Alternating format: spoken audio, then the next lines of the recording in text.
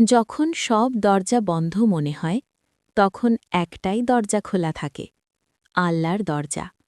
আর সেই দরজায় দাঁড়িয়ে বলা সবচেয়ে শক্তিশালী কথা, হাসবি আল্লাহু লা ইলাহা ইল্লাহু। এই দুনিয়ায় মানুষ ভরসা ভাঙে, কিন্তু আল্লাহ ভরসা ভাঙেন না। যে আল্লাহর ওপর নিজেকে সঁপে দেয় তার দুশ্চিন্তার ভার আল্লাহ নিজেই তুলে নেন।